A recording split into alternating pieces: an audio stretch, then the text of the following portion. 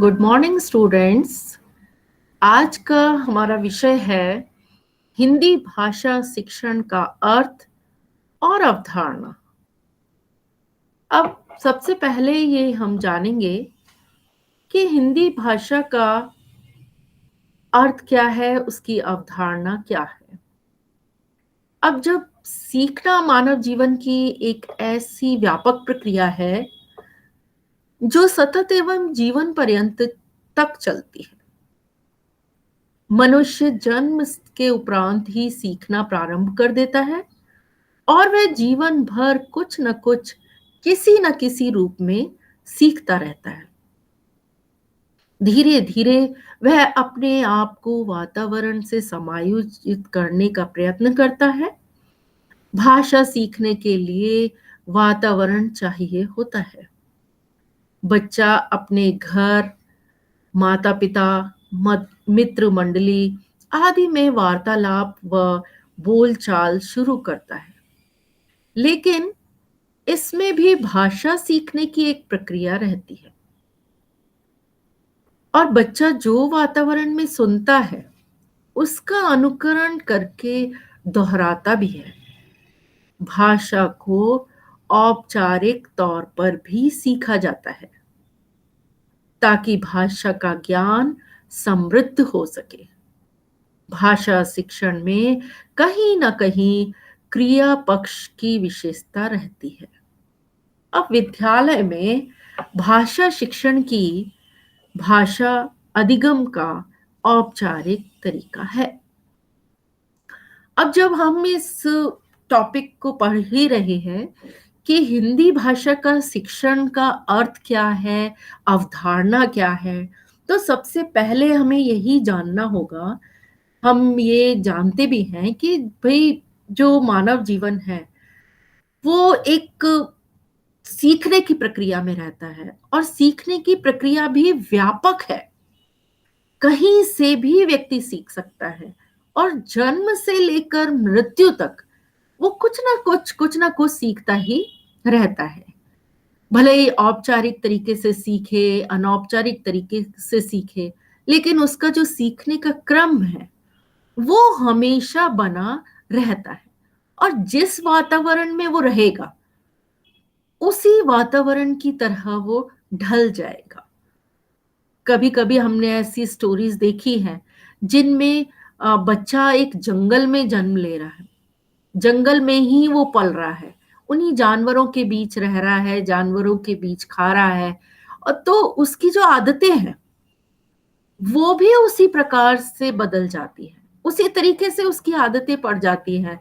वैसे ही वो कूद कूद कर एक पेड़ से दूसरे पेड़ पर जाना और उन्हीं फलों को और पत्तों को और सब जो फूल हैं उन्हें खाना और उसी तरीके की आवाजें निकालना।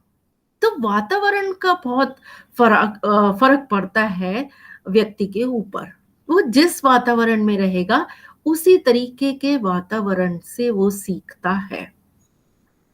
तो बच्चा जब जन्म लेता है उस वक्त वो इतना कुछ नहीं जानता और जैसे जैसे वो बड़ा होने लगता है तो वो वातावरण में जिस प्रकार की अनुक्रिया होती है, जैसी जैसी भाषाएं होती हैं, वो उनका अनुकरण करता है, बार बार उन चीजों को दोहराता है और वो उन चीजों को सीखने लग जाता है। अब हम जब शिक्षण का अर्थ की बात करें तो शिक्षण का जो अर्थ है, शिक्षण शब्द अंग्रेजी के टीचिंग शब्द का हिंदी रूपांतरण है। इसे हिंदी इंग्लिश में टीचिंग शब्द के नाम से जाना जाता है और हिंदी में हम शिक्षण शब्द इसका लेते हैं जिसका अर्थ है सीखना। तो डॉक्टर राधाकृष्णन ने कहा है कि शिक्षा को मनुष्य और संपूर्ण समाज का निर्माण करना चाहिए। इस कार्य को किए बिना शिक्षा आणुविक और अपूर्ण है। हम ये जानते हैं कि हमने शिक्षा ग्रहण कर ली है, लेकिन हमें शिक्षा का प्रचार प्रसार भी करना है, हमें समाज को भी निर्माण करना है। तो केवल हम ही शिक्षा ग्रहण करके रह जाएं तो हमारा समाज आगे नहीं बढ़ पाएगा। अगर हमें समाज को आगे बढ़ाना है, तो हमें मनुष्य को, औरों को भी साथ लेकर चलना पड़ेगा और सभी को शिक्षा ग्रहण करवानी होगी। तभी संपूर्ण जो समाज है वो हमारा आगे बढ़ पाएगा और तभी सच्चा शिक्षा का जो गुण है वो मनुष्य में दिखाई देगा। तो यहाँ पर जब संकुचित अर्थ में हम शिक्षा का अर्थ लेते हैं, तो संकुचित अर्थ में किस प्रकार की शिक्षा का अर्थ है? शिक्षा के संकुचित अर्थ का आश्रय है कि एक ऐसा शिक्षण जो निश्चित समय, निश्चित स्थान आदि में प्रदान की जाती है। अब इस तरीके का कहाँ हमें दिखाई देता है? हम या किसी स्कूल में या हम किसी विद्यालय या हम कॉलेज या किसी भी इंस्टीट्यूट में यदि हम पढ़ने जाते हैं, तो वहां इस तरीके का हमें दिखाई देता है कि हमें समय भी निश्चित है, स्थान भी निश्चित है। हमें बता दिया जाता है कि हमारी जो क्लासेस हैं वो इतने समय से इतने समय के बीच में चलेंगी। हमारा स्थान निश्चित होता है कि ये जो क्लास है ये इस क्लास की है, 6 क्लास है, यहाँ 7th क्लास बैठती है, यहाँ 8th है या 9th है। तो हमारा स्थान भी निश्चित हो गया और हमारा समय भी निश्चित हो गया। और ये हम बात कर रहे हैं एक संकुचित शिक्षा की, जो कि बहुत संकुचित रूप से ली जा रही है। उसके अंदर पूरी हमारा नियम है कि हमें यहाँ रहना है, इस समय से इस समय तक तो रहना ही है, स्थान हमारा ये है तो है ही। तो वो एक संकुचित शिक्षा हो गई और उदाहरण के रूप में ऐसी शिक्षाएं विद्यालय या किसी इंस्टीट्यूट के माध्यम से दी जा रही है। तो ये हमारी शिक्षा एक संकुचित शिक्षा के नाम से जानी जा रही है। फिर हम संकुचित शिक्षा के बाद इस पिक्चर में हम देख रहे हैं छोटे छोटे बच्चे हैं, वो अपनी शिक्षा ग्रहण कर रहे हैं। तो इसी तरीके से समाज में हमारा कर्तव्य है कि हम शिक्षा को आगे बढ़ाएं, सभी तक शिक्षा पहुंचे। अब इसमें हम एक व्यापक अर्थ की बात करते हैं। तो व्यापक अर्थ में जब हम शिक्षा की बात करते हैं तो हम ये मानते हैं कि मनुष्य जन्म से लेकर मृत्यु तक जिन चीजों को सीखता है वह शिक्षण के व्यापक अर्थ के अंतर्गत आती है। शिक्षण का व्यापक अर्थ का तात्पर्य है कि औपचारिक और अनौपचारिक ढंग से बालक जीवन भर जो कुछ भी सीखता है, यानी यहाँ पर हम उसके व्यापक रूप को देख रहे हैं कि हमारा जो बच्चा है उसने अभी जन्म लिया और जन्म के बाद धीरे धीरे उसके माता पिता के संपर्क में आया, अपने मित्रों के संपर्क में आया, पड़ोसियों के संपर्क में आया, उसके सह संबंधी हैं उनके संपर्क में आया। तो धीरे धीरे उनसे वो चीजें सीखने लग जाता है। अगर वो माता पिता से भी नहीं सीखता तो वो अगर पड़ोसी से कोई चीज सीख कर आ गया तो कहा जाता है कि ये घर में तो तुम्हें नहीं सिखाया, ये तुम्हें किसने सिखाया? तो उसका उत्तर होता है कि मैं पड़ोस वाले अंकल से, पड़ोस वाली आंटी से ये चीज सीख कर आया हूँ। तो इसका मतलब ये है कि जो इंसान है, जो मनुष्य है, वो जन्म से लेकर मृत्यु तक कुछ ना कुछ सीखता रहता है और सीखना भी चाहिए। अगर वो इस तरीके से नहीं सीखेगा तो उसका डेवलपमेंट, विकास नहीं हो पाएगा। तो इसलिए ये एक व्यापक तौर पर शिक्षा है। जब इंसान पूरा अपना जीवन कुछ ना कुछ सीखने में लगा देता है, इसका मतलब ये है कि किसी भी तरीके से हो, औपचारिक ढंग से हो, अनौपचारिक तरीके से हो, बालक जीवन भर कुछ ना कुछ सीखता ही रहता है। तो उस शिक्षा को जो हमेशा कहीं भी सीखी जाए, उस शिक्षा को हम एक व्यापक शिक्षा के लिए कहेंगे, क्योंकि वो हमें कहीं से भी प्राप्त हो रही है।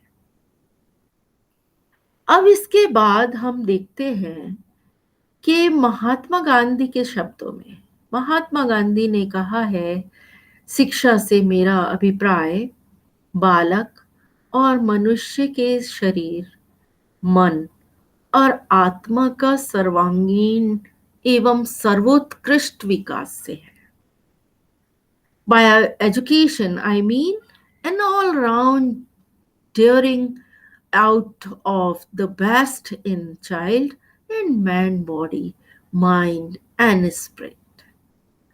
महात्मा गांधी ने अपने शब्दों में इस चीज को कहा था कि शिक्षा, मेरा अभिप्राय है, शिक्षा से वो, उनका अभिप्राय ये था कि बालक और मनुष्य की जो शरीर और मन और आत्मा, इन तीनों का यदि विकास हो रहा है, सर्वांगीण पूरी तरीके से यदि विकास हो रहा है, और वो भी विकास ऐसे नहीं, सर्वोत्कृष्ट अच्छा विकास। कई ऐसा भी विकास होता है कि गलत चीजों को खा रहे हैं, या अलग किसी तरीके के गलत मन में विचार ला रहे हैं, तो ये शिक्षा नहीं है, ये अच्छी शिक्षा नहीं है। किसी की आत्मा को दुखी कर रहे हैं, तो वो कोई अच्छी बात नहीं है। तो गांधी जी ने ये कहा कि जब हम शिक्षा की बात कर रहे हैं, अपने विकास की बात कर रहे हैं, तो शिक्षा से ऐसा अभिप्राय होना चाहिए कि हमारा शरीर, हमारा मन, हमारी आत्मा, ये तीनों चीजों का सर्वांगीण पूरी तरीके से हमारा विकास हो, और विकास भी ऐसा हो कि सभी उसको अच्छा बताएं, बेस्ट बताएं, लोग देखते ही बोले कि ये बच्चा सबसे अच्छा है। क्यों? क्योंकि इसका शारीरिक विकास भी बहुत अच्छा है, ये अपना पूरा अपना मेंटेन करके रख रहा है अपने आप को, इसका मन भी बहुत अच्छा है, ये दूसरों के लिए हमेशा तैयार रहता है, और इसकी आत्मा भी बहुत अच्छी है, ये दूसरों के लिए दयालु प्रवृत्ति का है, दूसरों के लिए हमेशा तैयार रहता है। तो वो पूरी तरीके से क्या हुआ, कैसी शिक्षा ग्रहण कर रहा है, वो एक बेस्ट शिक्षा, एक अच्छी शिक्षा ग्रहण कर रहा है। तो उसका एक तरह से पूरा सर्वांगीण विकास हो रहा है, अपनी ही कक्षा में ही नहीं पढ़ रहा, वो पूरी तरीके से अपना विकास कर रहा है। तो ऐसी शिक्षा शिक्षा कहलाती है। अब जब हम बात करते हैं स्वामी विवेकानंद के शब्दों के द्वारा, स्वामी विवेकानंद ने कहा है, मनुष्य की अंतर्निहित पूर्णता को अभिव्यक्त करना ही शिक्षा है। स्वामी विवेकानंद ने कहा, education is manifestation of perfection already present in man. मनुष्य के अंदर बहुत कुछ विद्यमान रहता है, उसके अंदर बहुत सारी ऐसी शक्तियां हैं अंतर्निहित, उसके अंदर बहुत सारी शक्तियां हैं, तो उनको अभिव्यक्त करना, वो अपनी शक्तियों को कब अभिव्यक्त करता है, जब उसके सामने कोई ऐसी परिस्थितियां आती हैं, तो वो उन चीजों को अभिव्यक्त करता है, उन चीजों को बाहर निकालता है, तो उसकी जो अंतर्निहित शक्तियां हैं वो अभिव्यक्त होना शुरू कर देती हैं। तो उन्होंने कहा कि मनुष्य में अंतर्निहित पूर्णता को, जो उसके अंदर निहित है, जो शक्तियां, जो पूर्णता उसके अंदर है, उसे जब वो अभिव्यक्त करने लग जाता है, तो वो शिक्षा कहलाती है। ऐसे तो कैसे पता चलेगा, हम बहुत सारी चीजें सीख चुके हैं, और जब तक हम उसे दूसरों को नहीं बताएंगे, जब तक हम वो अभिव्यक्त नहीं करेंगे, तब तक कैसे हम कह सकते हैं कि हम शिक्षित हैं।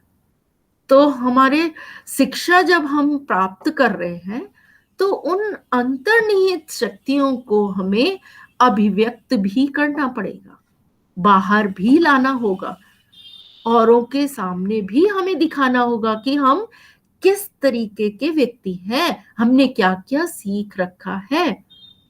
तो हम माना जाएगा कि ये एक शिक्षित व्यक्ति है। इसमें बहुत सारी शक्तियां हैं जो कि अंतर्निहित शक्तियां के नाम से जाना जाता है। अब नेक्स्ट जो परिभाषाएं हैं शिक्षण की, वो B.O. स्मिथ के अनुसार, स्मिथ क्या कह रहे हैं कि शिक्षण अधिगम को उत्प्रेरित करने वाली एक पद्धति है। जो शिक्षण है, शिक्षण जब हम करवाते हैं तो उससे कुछ ना कुछ अधिगम होता है, सीखते हैं, तो वो उससे उत्प्रेरित होता है, करने वाली एक पद्धति है। शिक्षा को उत्प्रेरित करने वाली एक पद्धति है। जब हम कुछ सीखने लगते हैं तो अपने आप ही उत्प्रेरित होते हैं और हम उस चीज से, वो चीजें हम करने लग जाते हैं, उत्प्रेरित हो जाते हैं। तो उन पद्धति को हम शिक्षण का नाम दे सकते हैं। जब हम उससे कुछ सीख लेते हैं तो वो शिक्षण कहलाता है। अब इसमें रायबर्न के अनुसार शिक्षण की परिभाषा, रायबर्न क्या कह रहे हैं, शिक्षण एक प्रकार के ऐसे संबंध हैं जो बालक को उसकी अंतर्निहित क्षमताओं को विकसित करने में उसकी सहायता करते हैं। रायबर्न जी ने कहा है कि शिक्षण एक प्रकार का एक ऐसा संबंध है जो बालक को उसकी अंतर्निहित क्षमताओं को विकसित करने में सहायता करता है। बालक जब जैसे जैसे बड़ा होता है तो उसमें बहुत सारी ऐसी शक्तियां आ जाती हैं कि जिनको वो ग्रहण करता है, उसकी सारी जितनी भी इंद्रियां हैं वो काम करना शुरू कर देती हैं। वो किसी चीज को देख रहा है तो देखकर भी वो ज्ञान अर्जित कर रहा है, अगर वो सुन रहा है तो वो सुनकर भी अपना ज्ञान इंद्रियों के द्वारा ज्ञान को अर्जित कर रहा है। तो इससे क्या होता है, इससे उसके अंदर जो अंतर्निहित क्षमताएं हैं वो उसमें इकट्ठी विकसित होती जाती है। सॉरी। तो उसमें शिक्षण एक प्रकार का एक ऐसा संबंध बताया है उन्होंने जिसमें उनके अंदर जो अंतर्निहित क्षमताएं हैं उनका विकास संभव हो जाता है। किसके माध्यम से, शिक्षण के माध्यम से। उनके अंदर तो है बहुत सारी, उनके अंदर उनकी बातें, उनकी शिक्षाएं हैं, लेकिन जब हम उनको शिक्षित करते हैं, जब वो शिक्षण प्राप्त करते हैं, अधिगम प्राप्त करते हैं, सीखते हैं कुछ, तो फिर उनकी जो क्षमताएं हैं, उनका जो विकास है वो संभव हो जाता है, वो उनको सहायता करता है उनके विकास पे। फिर A.L. गेज के अनुसार शिक्षण की परिभाषा, शिक्षण की उन्होंने परिभाषा दी है कि शिक्षण एक प्रकार का पारस्परिक प्रभाव है।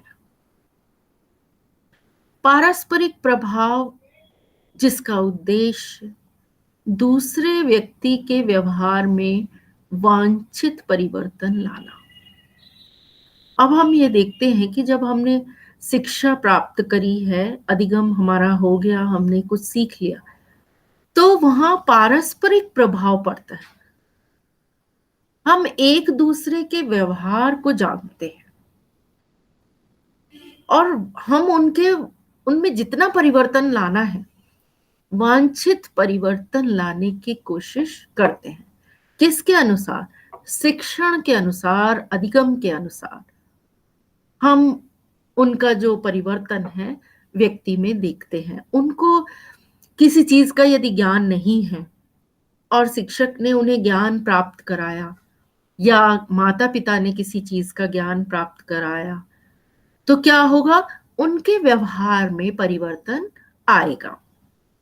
यदि बच्चा खाना जब खाने बैठता है, तो उसको खाना खाना जब छोटा है तो उसे नहीं आता, तो उसे सिखाया जाता है कि इस तरीके से आप खाना खाइए।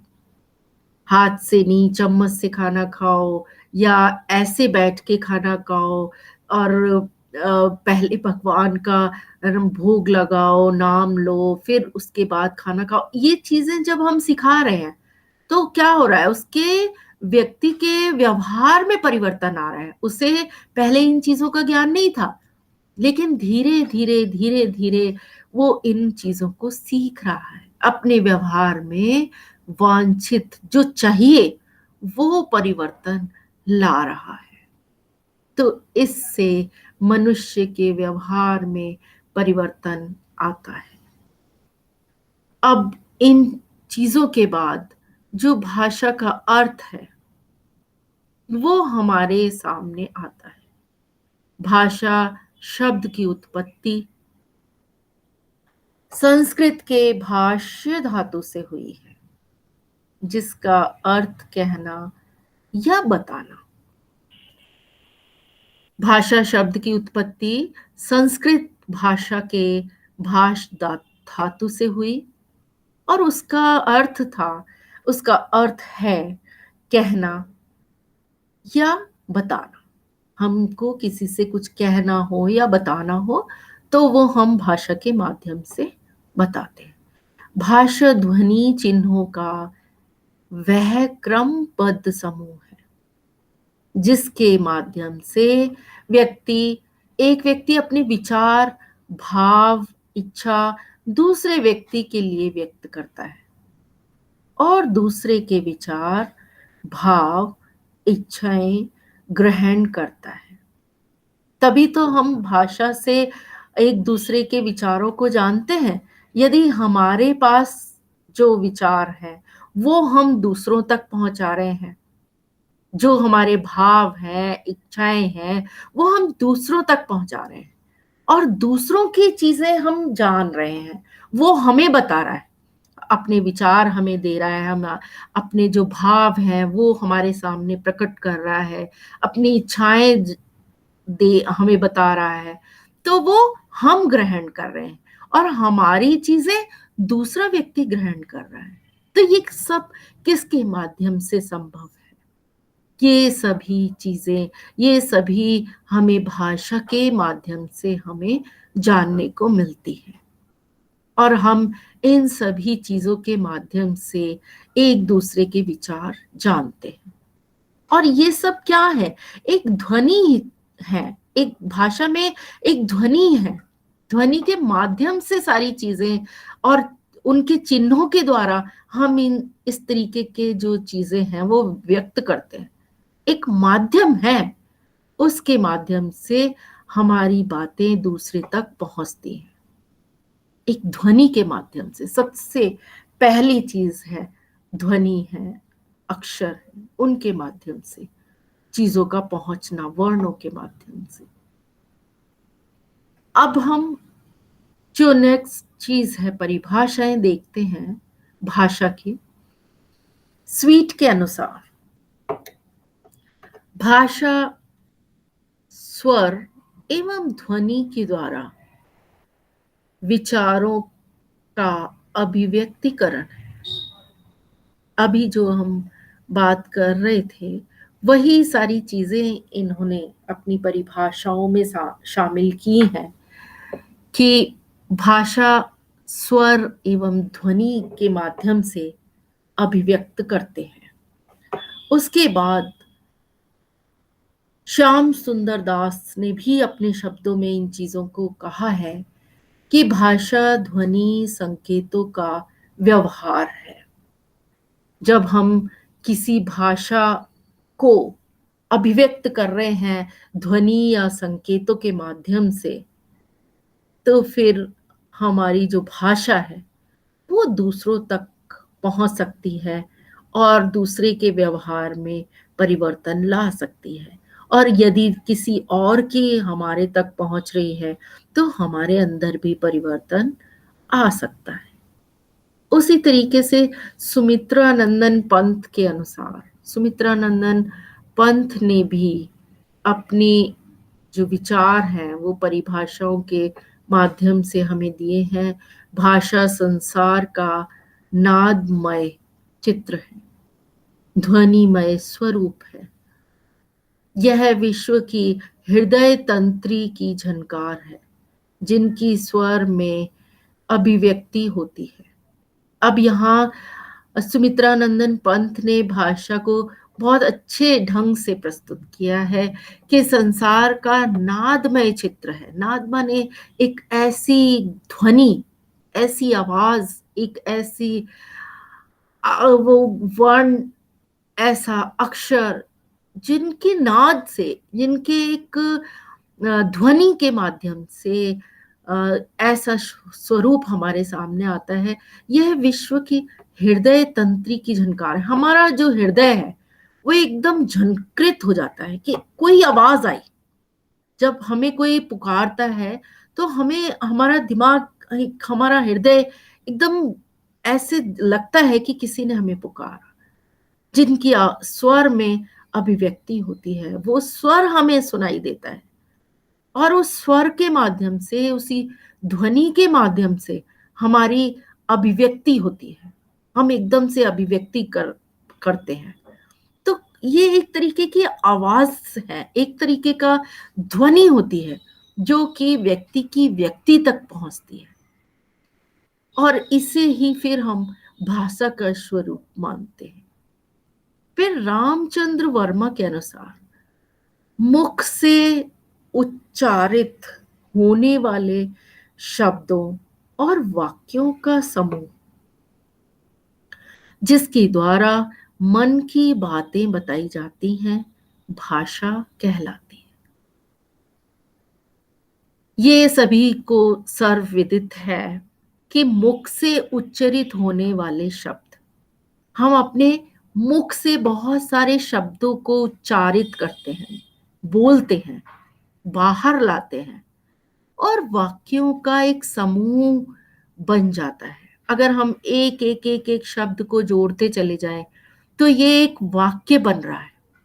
और वाक्यों का वह समूह, जब तक हम एक वाक्य में नहीं बोलेंगे बात को, इसके द्वारा मन की बातें बताई जाती है, तो वो हमारी भाषा कहलाती है। हम भाषा के माध्यम से ही तो एक दूसरे से मन की बात बोलते हैं, और हमारी बात दूसरे तक पहुंचती है, दूसरों की बात हम तक पहुंचती है।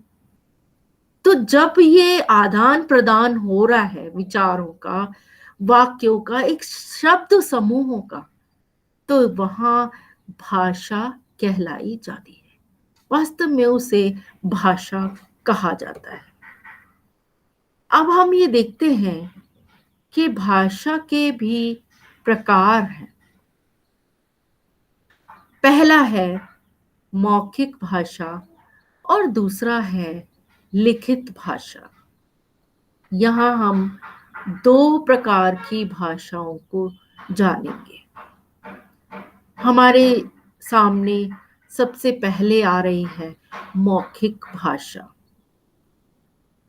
मौखिक भाषा ये एक भाषा का रूप है। मौखिक भाषा अभिव्यक्ति का सबसे सरल साधन है। हमने जो बोल दिया मुख से, वो दूसरे तक पहुंच गया आसानी से। अपने विचारों के आदान प्रदान के लिए ध्वनि संकेतों के समूह को, ध्वनि के जो संकेत दिए गए हैं उनका जो समूह है, उसको मौखिक भाषा कहते हैं। ध्वनि के जितने भी संकेत हैं जिनको हम वाक्यों में पिरोते हैं और अपने मुख से बाहर निकालते हैं, तो ये हमारे लिए एक मौखिक भाषा का काम कर रहे हैं। हम बोलकर किसी चीज को बता रहे हैं। मौखिक भाषा का प्रयोग व्यक्ति पढ़ा लिखा हो या अनपढ़ हो, सभी कर सकते हैं। कहानी, भाषण, वाद विवाद, टेलीफोन आदि भाषा का ध्वनि रूप देखने को मिलता है। अब हम बात करें कि कोई अनपढ़ व्यक्ति है, तो कहानी वो आराम से सुना रहा है। क्यों? क्योंकि उसने वो चीजें सुनी हैं, अपने कानों से सुनकर वो दूसरों को कहानी सुना सकता है, आराम से सुना सकता है। और यदि वो पढ़ा लिखा नहीं भी है और वो नेता बनना चाह रहा है, तो वो आराम से नेता बन रहा है। क्यों? क्योंकि उसे भाषण देना तो आ ही रहा है, वो दूसरों के सामने अपने विचार व्यक्त कर पा रहा है। तो भले ही वो पढ़ा लिखा ना हो, मौखिक रूप से अपनी बात को दूसरे तक पहुंचा रहा है। और वाद विवाद की बात करें, तो यदि हमारे सामने कोई अनपढ़ व्यक्ति है, तो वो भी हमसे वाद विवाद कर सकता है, वो भी हमसे तर्क वितर्क कर सकता है, और केवल मौखिक भाषा के कारण। अब टेलीफोन है, टेलीफोन पर छोटे छोटे बच्चे, जिनको अभी बिल्कुल कोई पढ़ना लिखना नहीं आता है, बहुत छोटे छोटे बच्चे, वो टेलीफोन पर आराम से बात कर लेते हैं। किस भाषा में करते हैं? मौखिक भाषा में। उनको कोई सिखाने की आवश्यकता नहीं पड़ी, ना वो पढ़े लिखे हैं, बहुत छोटे छोटे बच्चे हैं, तुरंत टेलीफोन लेकर वो बात करना शुरू कर देते हैं। तो ये एक भाषा का एक ध्वनि रूप हमें देखने के लिए मिल रहा है। ध्वनि को केवल हमने सुना है, संकेत हमने सुने हैं, और उन्हीं के माध्यम से हम मौखिक रूप में भाषा को अभिव्यक्त कर रहे हैं। अब उसके बाद ये सारी जो चीजें हैं वो हमें मौखिक भाषा तक पहुंचाती है। हमारा जो मौखिक भाषा की अभिव्यक्ति है वो हमें जानने के लिए मिलती है। अब हम जब बात करते हैं दूसरी भाषा के रूप की, दूसरी भाषा का हमारा रूप है लिखित भाषा। लिखित भाषा के रूप में भाषा के मौखिक रूप को स्थायी नहीं माना जाता। जो हमने बोल दिया वो बोल दिया। अब बाद में यदि हम उस चीज को सोचते हैं कि हमने क्या बोला,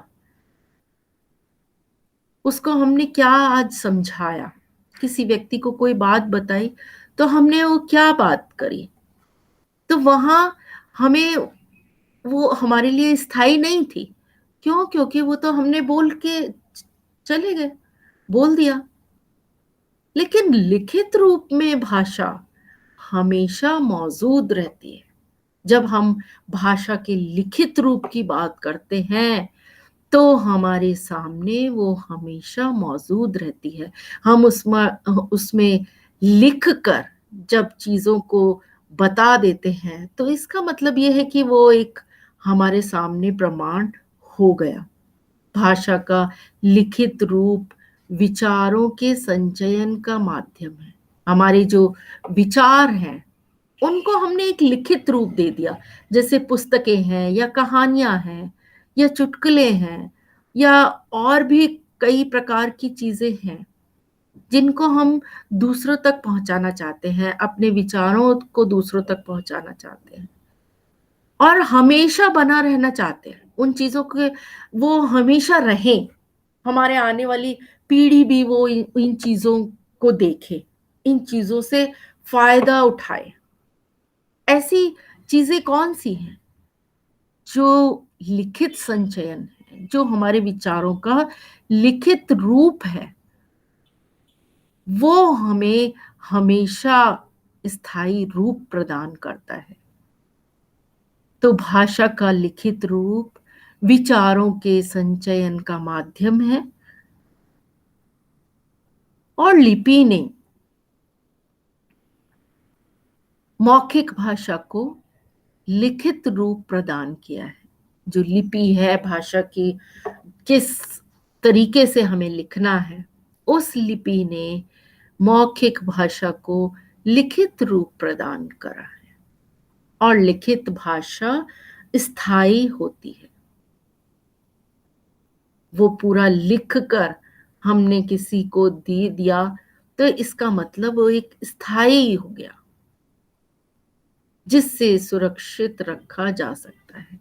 उसे हम सुरक्षित रूप में रख लेते हैं। हम किसी से कोई बात कहते हैं तो वो हमें केवल बोलकर चला गया, फिर हम कहेंगे कि भाई आपने ये बात इस तरीके से बोली थी, और वो कह देगा कि नहीं मैंने ऐसा कुछ नहीं बोला, तो फिर हम कुछ कर नहीं सकते। लेकिन यदि हमारे पास उसका लिखित सुरक्षित प्रमाण है, तो हम वो कभी भी दिखा सकते हैं कि वास्तव में आपने ये लिखा था, ये देखिए आपके द्वारा लिखा गया ये प्रमाण है। जिसमें पत्र लिखना, किताब लिखना आदि विचारों को संग्रह कर करके रखा जा सकता है। तो लिखित चीजों को हम पत्र के माध्यम से लिख सकते हैं। किसी को हमें पत्र लिखना है तो हम लिख सकते हैं। किताब के माध्यम से हम किताबें लिख सकते हैं, जो कि हमारी एक पीढ़ी नहीं, हमेशा पढ़ने के लिए हो जाती है।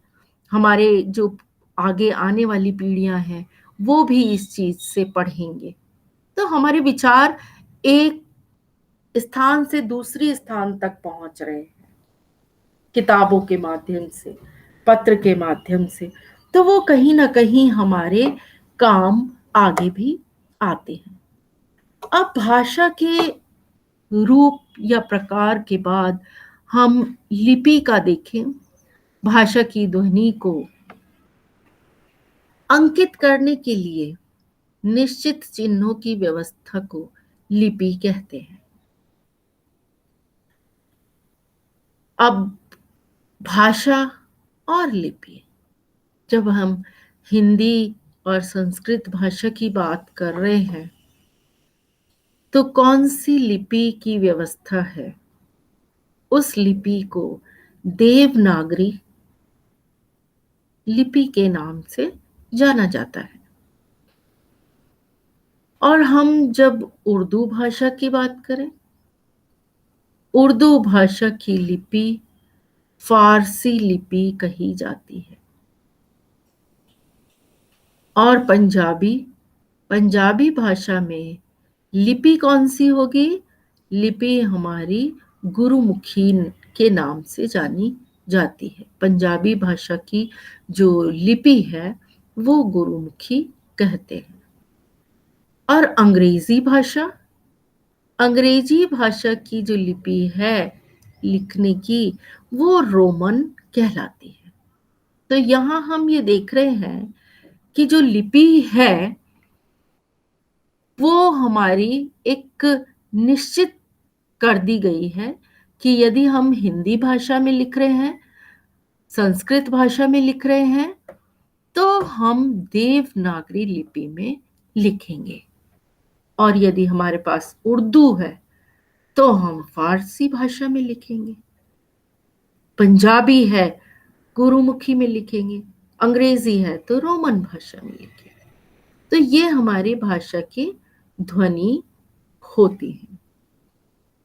अब हम भाषा की ध्वनियों के बाद हमारे सामने भाषा की विशेषताएं आती हैं। भाषा की विशेषताओं में भाषा सामाजिक प्रक्रिया है, और सामाजिक प्रक्रिया के कारण हमें इसे समाज में अभिव्यक्त करना होता है। इसलिए हम भाषा की ये एक महत्वपूर्ण विशेषता है, जिससे कि हम भाषा को एक सामाजिक प्रक्रिया के रूप में भाषा के समाज के सामने लाते हैं। और ये सर्वव्यापक है, सभी लोग इससे सहमत हैं। अब भाषा परिवर्तनशील भी है। कई बार हमने देखा है कि बहुत सारे ऐसे शब्द हैं जो कि अपने अंदर परिवर्तन ला रहे हैं। बहुत सारे ऐसे शब्द हैं जो भाषा में परिवर्तित किए जा रहे हैं। तो भाषा परिवर्तनशील भी है। अब भाषा अर्जित संपत्ति है। भाषा को अर्जन करना पड़ता है, सीखना पड़ता है, अर्जित करना पड़ता है, तो वो भाषा हमारे पास तक पहुंचती है। ये भी एक इसकी विशेषता है। भाषा अभिव्यक्ति का माध्यम है। भाषा अब भाषा से हम क्या करते हैं? अभिव्यक्ति करते हैं। जो चीजें हम जानते हैं उनको अभिव्यक्त करके बताते हैं कि हमें भी ये चीजें पता है। अब भाषा परंपरागत है। एक पीढ़ी से दूसरी पीढ़ी, दूसरी से तीसरी पीढ़ी चलती रहती है। इसमें भी वो भाषा का प्रयोग हो रहा है। बहुत सालों से इन्हीं भाषाओं का प्रयोग चल रहा है। तो भाषा परंपरागत है। प्रत्येक भाषा का स्वतंत्र ढांचा है। अपनी अपनी अलग अलग भाषा है, उसका अपना अपना एक तरीका है। भाषा लिखित और मौखिक दोनों प्रकार की होती है। भाषा लिखित भी है और मौखिक भी है। अभी हमने देखा। अब भाषा शिक्षण का अर्थ और अवधारणा हमें इस तरीके से देखने के लिए मिली कि भाषा, हिंदी भाषा का शिक्षण और अर्थ और अवधारणा हम देखते हैं कि हिंदी भाषा शिक्षण एक प्रक्रिया है, या हम कह सकते हैं कि एक माध्यम है जिसकी सहायता से इस बात पर बल दिया जाता है कि बालक को किस प्रकार से पढ़ना लिखना सिखाया जाए, जिससे बालक भाषा का समझ के साथ प्रयोग कर सीख सके और बच्चों की भाषा को उसके समाज के व्यवस्था के अनुरूप ढालने के लिए भाषा शिक्षण जरूरी है। तो यहाँ हम ये देखते हैं कि हिंदी भाषा हमारी जो भाषा है वो इस तरीके की भाषा है जिससे कि बालक सीख कर अपने विचारों को दूसरे तक पहुंचाता है, अपनी बात को दूसरे तक पहुंचा सकता है। तो ये एक समाज की व्यवस्था का रूप माना जाता है। अब हम बात करते हैं भाषा के भावों और विचारों की। अभिव्यक्ति का माध्यम तथा साधन होती है। भाषा की प्रमुख क्रियाएं बोलना, लिखना, पढ़ना, सुनना है। ये सभी क्रियाएं भाषा की क्रियाएं हैं। हम भाषा को बोलकर भी अभिव्यक्त करते हैं, लिख कर भी करते हैं, पढ़ कर भी करते हैं और सुनकर भी करते हैं। भाषा की शुद्धता से अभिप्राय तात्पर्य शब्द बोलना, शुद्ध लिखना, शुद्ध पढ़ना, शुद्ध सुनने से होता है। इन क्रियाओं की शुद्धता व्याकरण पर आधारित होती है, अर्थात व्याकरण से इनमें शुद्धता आती है। भाषा का अमूल्य वरदान मनुष्य को ही प्राप्त है। भाषा ऐश्वर्य व प्रकृति की देन है, परंतु भाषा का निर्माण व्यक्ति ने स्वयं किया है। विश्व में अनेक भाषाओं का निर्माण हुआ है और जिससे वहां के निवासी अपने भावों और विचारों की अभिव्यक्ति करते हैं, अभिव्यक्त एवं संप्रेषण करते हैं। तो भाषा अपने भावों और विचारों की अभिव्यक्ति का माध्यम मानी जाती है। तो इस तरीके से जो भाषा है उसे हमें शुद्ध लिखना और पढ़ना तभी आ सकता है जब हम उसे शुद्ध सुने और शुद्ध लिख सकें।